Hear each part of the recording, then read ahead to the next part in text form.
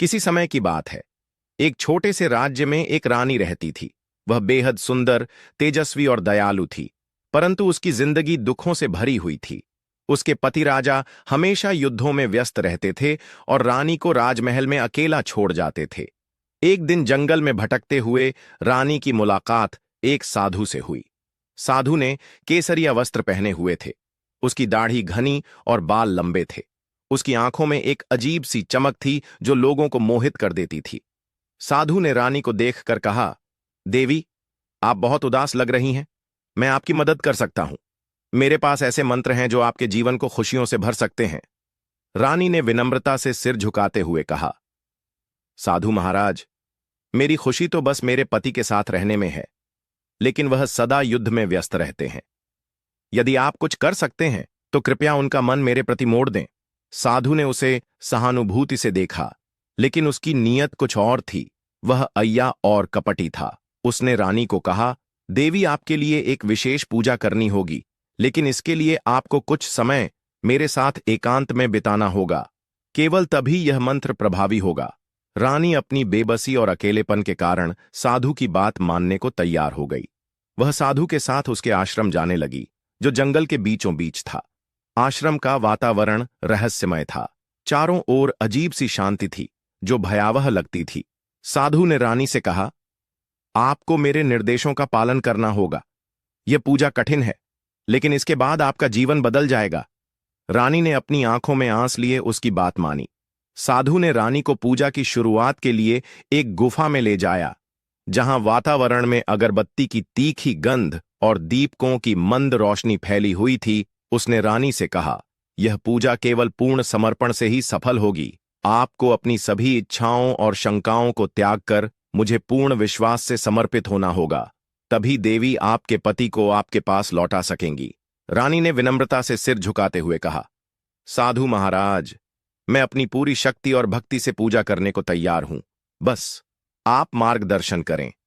साधु की आंखों में छलकता लोभ छुपा ना रह सका।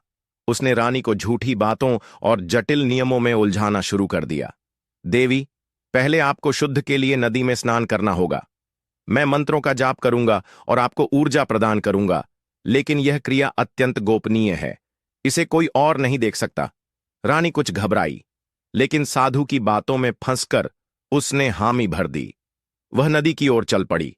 साधु ने उसे लगातार भरोसा दिलाया कि यह सब उसकी भलाई के लिए है। नदी के किनारे पहुंचकर साधु ने रानी से कहा, आपके वस्त्र पवित्रता की प्रक्रिया को रोक सकते हैं, इसीलिए आपको इन्हें उतारकर नदी में प्रवेश करना होगा। मैं यहां मंत्र जाप करूंगा ताकि कोई बाधा ना आए। रानी को कुछ असहजता हुई, लेकिन अपने पति के प्रति प्रेम और अपनी बेबसी के कारण उसने साधु पर विश्वास किया। जैसे ही वह नदी में उतरी, साधु की आंखों में खतरनाक चमक और अधिक बढ़ गई। लेकिन तभी जंगल की झाड़ियों से किसी के पैरों की आहट सुनाई दी। साधु चौकन्ना हो गया। उसने देखा कि एक शिकारी वहां से गुजर रहा था। शिकारी ने साधु को ध्यान से देखा और उसकी हरकतों पर संदेह होने लगा। साधु ने शिकारी को दूर से आते देखा, लेकिन वह घबरा नहीं। उसकी चालाकी उसे बचने का रास्ता हमेशा दिखा देती थी। उसने तुरंत अपनी मुद्रा को बदल लिया और मंत्रों का जाप जोर से शुरू कर दिया, ताकि शिकारी को लगे कि वह किसी गहरी साधना में लीन है। शिकारी ने पास आकर साधु से पूछा, महाराज, यहां क्या हो रहा है? यह स्थान तो बहुत सुनसान है। आप किस लिए यहां हैं? साधु ने बड़े संयम से जवाब दिया, वत्स, मैं देवी के विशेष आह्वान के लिए यहां आया हूं। यह रानी माता है जो अपने पति के कल्याण के लिए महान तपस्या कर रही हैं। तुम अपने रास्ते जाओ, क्योंकि इस पवित्र स्थान पर कोई बाहरी व्यक्ति बाधा नहीं डाल सकता। शिकारी ने रानी को देखा, जो नदी के पानी में खड़ी थी और दिखने में घबराई हुई लग रही थी। लेकिन रानी कुछ बोलने की स्थिति में नहीं थी, क्योंकि साधु ने पहले ही उसे समझा दिया था कि यदि उसने पूजा में बाधा डाली तो उसकी सारी मेहनत व्यर्थ हो जाएगी। शिकारी को थोड़ी शंका हुई, लेकिन साधु के आत्मविश्वास और उसके स्वरूप ने उसे शांत कर दिया। वह सिर झुकाकर वहां से चला गया। साधु अब अपने आप में और अधिक आश्वस्त हो गया। उसने रानी से कहा, देखा देवी, देवी मां स्वयं आपकी रक्षा कर रही हैं। अब आप बिना किसी भय के पूरी तरह से इस प्रक्रिया में लीन हो जाइए। बस कुछ ही समय में आपका कष्ट समाप्त हो जाएगा। रानी ने साधु की बात मान ली और उसकी आज्ञा का पालन करने लगी। साधु उसकी बेबसी का फायदा उठाने की योजना को और गहराई से बुनने लगा। उसने रानी को पूजा की और जटिल विधियां बतानी शुरू की, जिनका कोई मतलब नहीं था। जैसे जैसे समय बीतता गया, रानी का मन भीतर से बेचैन हो रहा था, लेकिन वह अपनी हालत को बदलने की ताकत नहीं जुटा पा रही थी। साधु ने अब पूरी तरह से सोच लिया था कि वह रानी को अपने जाल में पूरी तरह फंसा लेगा। साधु अब अपनी योजना को और गहराई से अंजाम देने के लिए तैयार था। उसने रानी से कहा, अब देवी मां को प्रसन्न करने के लिए अंतिम और सबसे कठिन चरण आरंभ होगा। आपको अपनी आत्मा और शरीर को पूरी तरह से त्यागना होगा। केवल तभी यह अनुष्ठान सफल होगा। यह साधना आपकी इच्छाओं को साकार कर देगी। रानी अब तक पूरी तरह से साधु की बातों में उलझ चुकी थी। उसकी आंखों में अपने पति के प्रति प्रेम और खोई हुई खुशी को पाने की उम्मीद थी। वह साधु के हर निर्देश को मानने के लिए तैयार हो गई। साधु ने रानी को गुफा के भीतर एक विशेष कक्ष में ले जाया। वहां चारों ओर मध्यम रोशनी में अजीब से प्रतीक चिन्ह बने हुए थे। राजा को थोड़ा संदेह हुआ, लेकिन रानी के बार बार आग्रह करने पर वह मान गया। जैसे ही राजा और रानी आश्रम पहुंचे, साधु ने खुद को छिपाकर अपनी योजना को अंजाम देना शुरू कर दिया। उसने अपने शिष्यों से कहा कि वे राजा को ध्यान और पूजा में उलझा रखें, जबकि वह रानी से अकेले मिलने की कोशिश करेगा। रानी, जो आश्रम के शांत वातावरण से प्रभावित थी, अकेले में साधना करने के लिए एकांत कक्ष में चली गई। साधु ने यह मौका देखा और धीरे धीरे उसके कक्ष की ओर बढ़ा। उसने सोचा, इस बार मैं रानी को अपने वश में कर ही लूंगा। राजा को मेरी चालों का पता भी नहीं चलेगा। लेकिन तभी राजा को किसी सैनिक ने आकर बताया कि साधु वास्तव में जेल से भाग निकला है और यह सब उसी का जाल हो सकता है। राजा ने तुरंत अपनी तलवार उठाई और रानी की ओर दौड़ा। साधु धीरे धीरे रानी के एकांत कक्ष की ओर बढ़ा। उसने अपनी चालाकी से पहले ही उस कमरे के पास अपने शिष्यों को तैनात कर दिया था, ताकि कोई भी वहां आ ना सके। रानी ध्यान की मुद्रा में बैठी थी।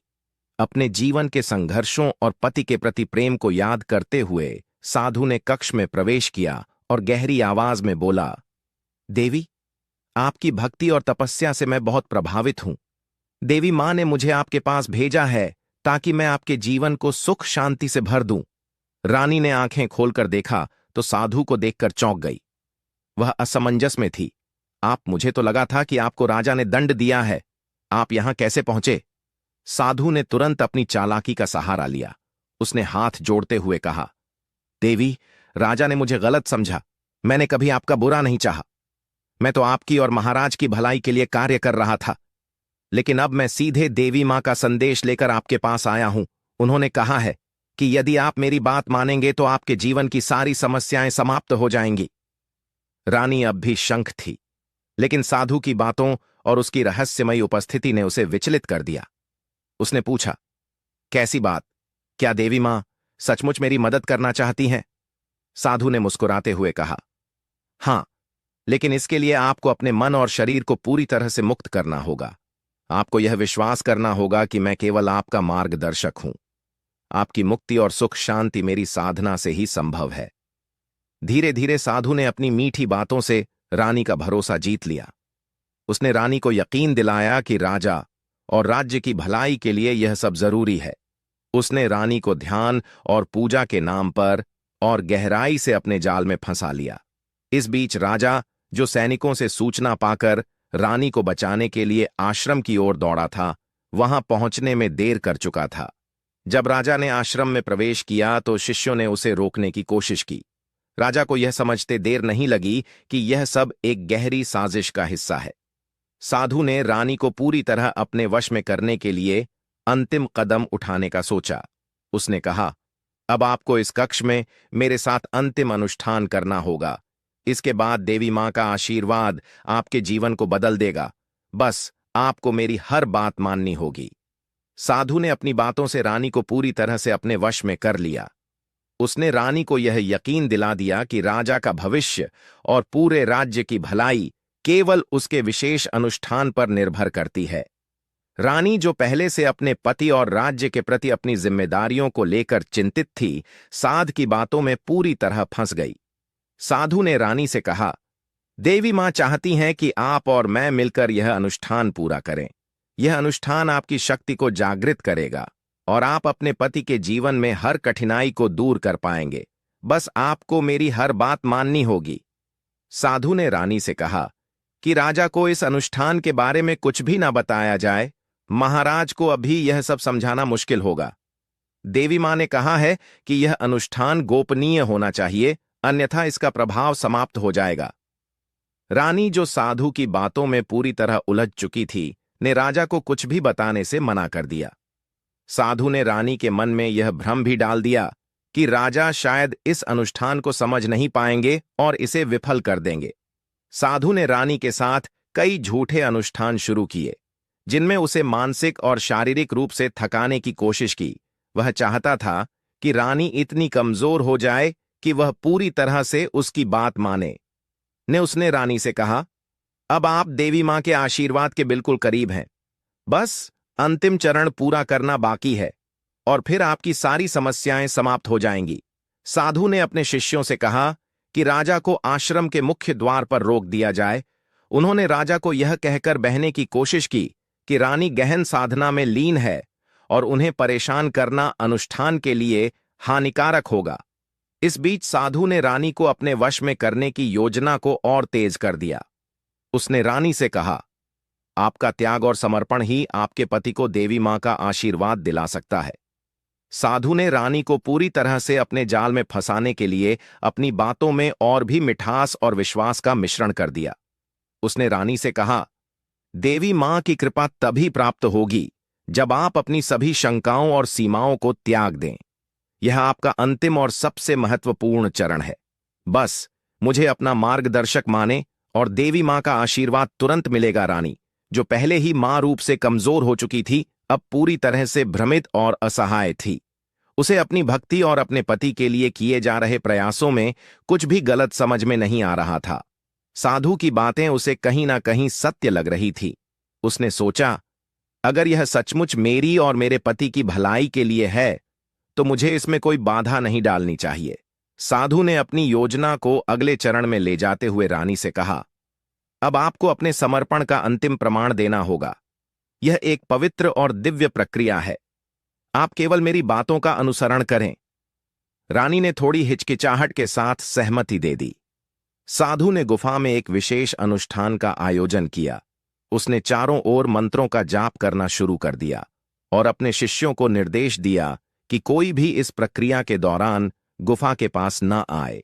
यह सब कुछ रानी को और भी असहाय महसूस कराने के लिए था, ताकि वह पूरी तरह से उसके नियंत्रण में आ सके। जैसे